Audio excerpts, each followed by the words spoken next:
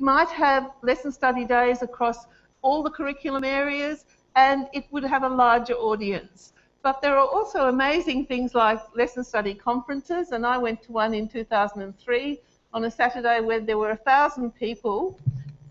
It's not working. Do you want me to take this off? Okay. Is that better? Is that good now? Okay, sorry about that. And we had 5 simultaneous lessons and maybe 200 people trying to watch in one classroom and people leaning in through the windows with their video cameras. And often some of these lessons might be taken by so-called veteran teachers, and they might not be just about the regular curriculum, but they might be experimenting with a new idea or a new method of teaching or disseminating the new curriculum. So Catherine Lewis described the lesson study cycle as beginning with goal setting and planning. And that goal setting can be quite general for a school.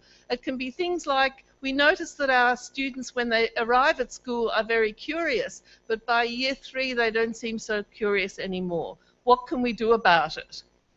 And then there is a research lesson which is observed by a number of observers and has a post-lesson discussion. And she says that this leads to consolidation of learning. There is some dispute about whether the lessons are retaught or not. So here is an example of a Japanese lesson study in an elementary school in Japan with everybody watching but not interacting with the students, because it is an experiment to see how that lesson that was planned actually works out. And it's no good if half the audience start teaching the students in the middle of it.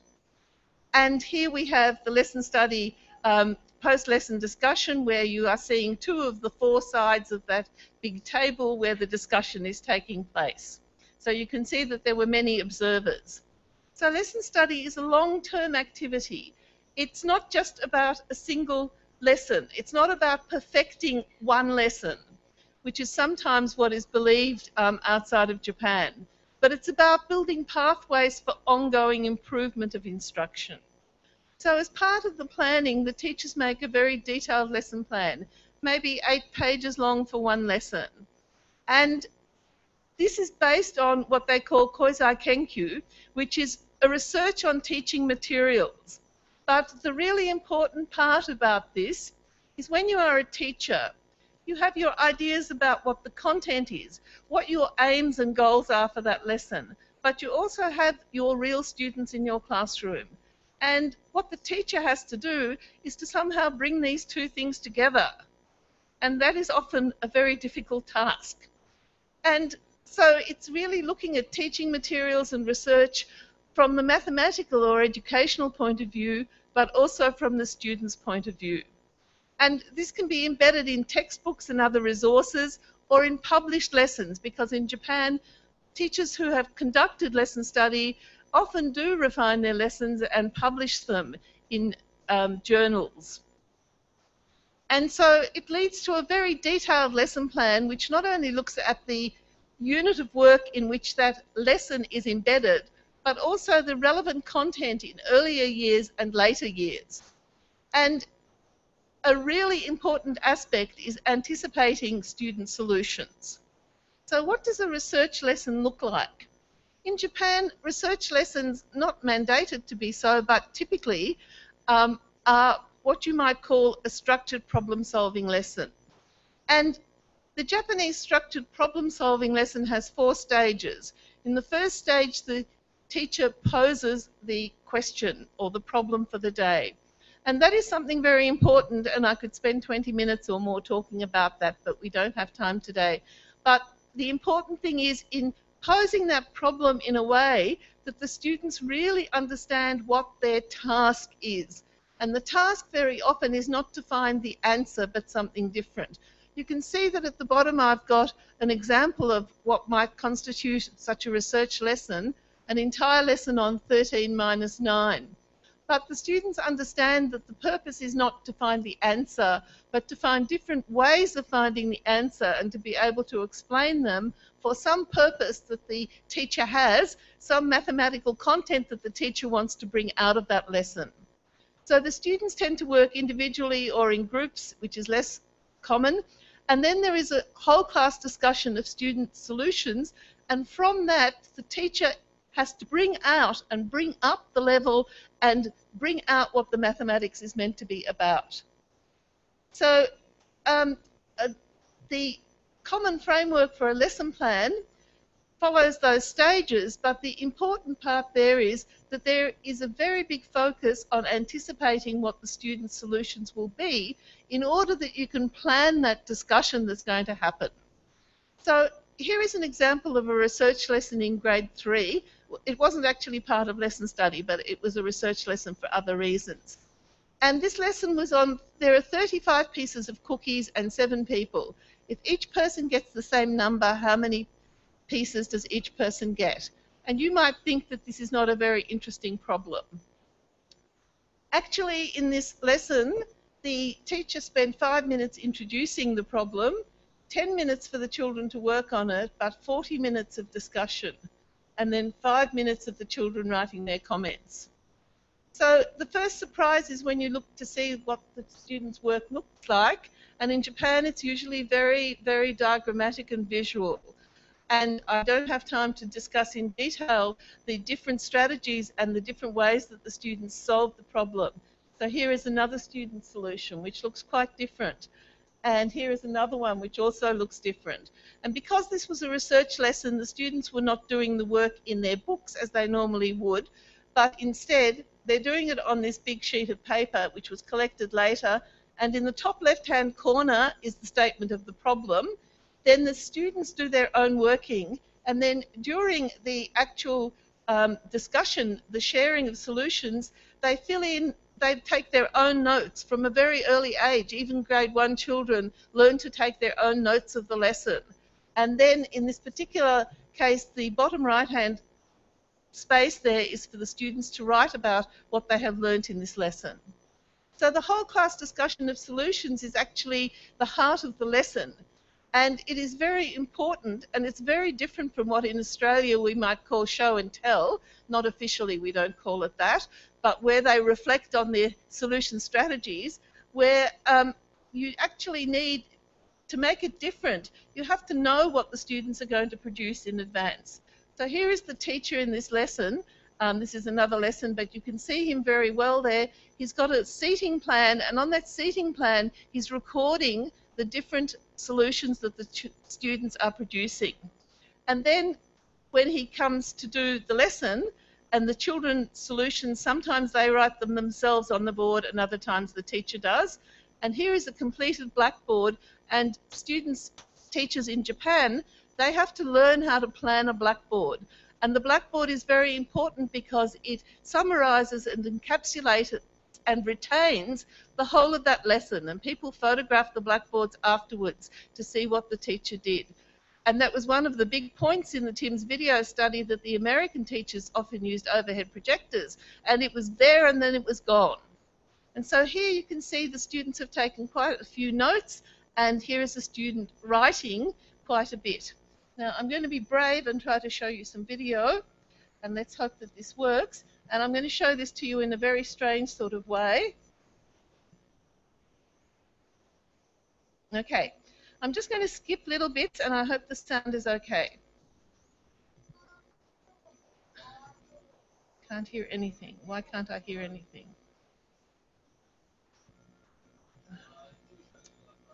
So why can't I hear anything, please?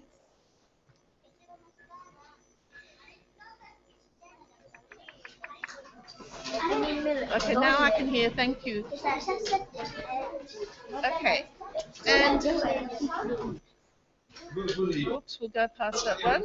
So the teacher has put the problem on the board, and then we have one of the solutions, the first one we saw, which actually turns out to be incorrect for reasons that I won't explain now. And then we have some more solutions coming up. And this one I just love.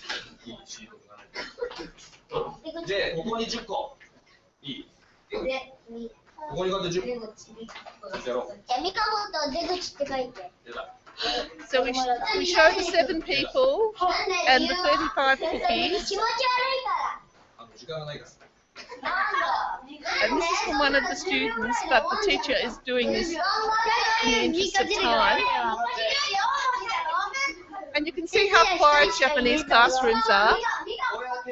Absolutely deafening in that class. It was painful. But the teacher could stop them anytime he wanted. So this is how we get 7 people sharing 35 cookies. And this little girl is trying to share them out one by one. And there's a stool there too for the little children to climb up. And now the teacher brings out some magnetic clouds and has put the numbers on it. And he's sharing them out. So it goes 1, 2, 3, 4, and so on. But it's still very difficult to do. And now we see that the first time 7 cookies were shared, the second time another 7. And then this little girl is putting her solution up. And at the end of the lesson, what the teacher brings out of that lesson is they've previously done similar examples, but for those of you who are in maths education, previously they were using quotition, and now they are using partition, and the teacher wants to show that actually you can equally solve partition and quotition problems by knowing that 5 times 7 or 7 times 5 equals 35, and you can use division to show both of those. So that's what this lesson was all about, this whole lesson which went for 1 hour, and most of which was in that discussion phase. So Japanese structured problem solving, and I've lost track of how many minutes I've used because I was working before, but now I don't know. About 12, have I? Okay. So it's a major instructional approach designed to create interest in mathematics and stimulate creative mathematical activity. And it's based on using open-ended problems with many different solutions. But having many different solutions is not the purpose. In Australia, that would often be regarded as the purpose, that the students find many different solutions. But all those solutions are there to be used as the shared experience from which the mathematics is brought out. And interestingly, it has evolved over 4 decades, and it actually really had its origins more or less in the US as well. But I won't go into that. So the focus is very firmly not on problem solving per se, but on the mathematical content. And so the teacher presents a problem to the students without first demonstrating how to solve the problem. That's similar, but it's to get to the mathematical content. So for example, when introducing multiplication of fractions, instead of teaching the rule, first problematic situations which require this operation are taken on. And in the process of solving them, the rule for computation is learned. So we have a small project running at the moment which began in 2012, and as Jim Stigler says, teaching is a cultural activity, and so change can only be very gradual, and you need to take account of the cultural assumptions underpinning teaching and learning. And so there is a need to try authentic, and I really stress authentic, so we try to be as authentic as possible implementation of lesson study. So our project is very small. We worked originally with 3 schools and 6 teachers in years 3 to 4, and we had 2 teams planning to teach, observe and take part in post-lesson discussions.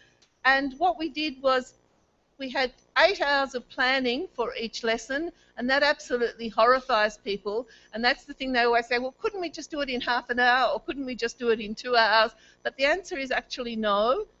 And it's really important to have a lot of observers there and have the other teachers from the school as much as possible. And actually, logistically, that is the big problem, because it's not like Japan. It costs money to do that. And we had the post-lesson discussions with outside observers. And we did this problem, and I'm sure many of you are familiar with this problem. And we had our teachers who were involved trying to solve the problem themselves. And I can't say how ridiculous it is that sometimes teachers don't really realize that it's important to solve the problem themselves before they teach it in a lesson. And because there is a lack of tradition for using structured problem solving, and it's difficult to find these types of problems, the research team undertook to do that for them. And the planning team, they were originally very frustrated and confused because they thought we were going to do the planning. And they found it very difficult to find the goals, especially when we had 3 sets of goals, overarching ones, unit ones, and lesson ones. But the main problem was for the teachers to accept the fact that they could share solutions for such a long time. And one of the teachers in one of the sessions said, well, my students just won't come up with any solutions. And then they tested doing a similar problem, and she came back and she said, I've completely changed my mind about my class. They came up with all these strategies, and she brought along student work, and she volunteered to teach the research lesson. And I won't talk about that other part there, important as it is. So here is our research, one of our research lessons, and here are the students. And in the plan, they had 20 to 25 minutes of individual problem solving. Really, they said 20, but they actually spent 30 because our teachers could not, they want to teach and help their students. And in Australia, it's typical that you walk around the room, and if students are struggling, then you must help them. But of course, that is very inefficient in time. And you can't get around 30 children, or in Japan, 40 children, doing it that way. And so they were very reluctant, and they were reluctant to move to the sharing of discussion. But they still did that quite well. And they orchestrated the discussion because they had in their lesson plan the anticipated student solutions. They knew what to look for, and so they could plan their actual sharing of the discussion. And then we had our post-lesson discussion where we had Max Stevens as the first outside expert, and Max has a lot of experience in Japan. And for our second one, we had Professor Toshiakira Fuji from Tokyo Gakuge University who came over, and he did it. And people were just blown away by the comments from the outside expert. So how does lesson study lead to improvement? Well, there is a lot of literature on how the Kozai Kenkyu leads to improvement. But it's really important step in researching the curriculum in some depth and looking at possible student misconceptions and looking at content-specific pedagogy and also looking at powerful representations of the mathematics that you are trying to draw out. And of course, you can't spend 8 hours planning every lesson, but the research lesson leads teachers to have a deeper understanding of the process. So the research lesson is seen as a proving ground for theories. And there's this lovely quote, a lesson is like a swiftly flowing river. In fact, the swiftly flowing river is part of the title of the article. It goes past you so fast. The teacher can't take in what's happening. So by having the research lesson with the observers there, you have 100 eyes that are looking and collecting data for you. And that's systematic data gathering, and that is the role of the observers. They have to gather data. And the detailed lesson plans help others understand the ideas behind the decisions made in the lesson planning. And it's a proposal. Toshi talks about it being a proposal and not a script, because it's not that you have to stick to it exactly. You have to maybe change it as you go, but it is still what you are planning. And the post-lesson discussion is really most important. It's focusing on teaching and learning and not the teacher. And our participants talked about the honest and open nature and culture of it. And it has to be evidence-based. The observers take detailed notes during the lesson, at least if they're good observers.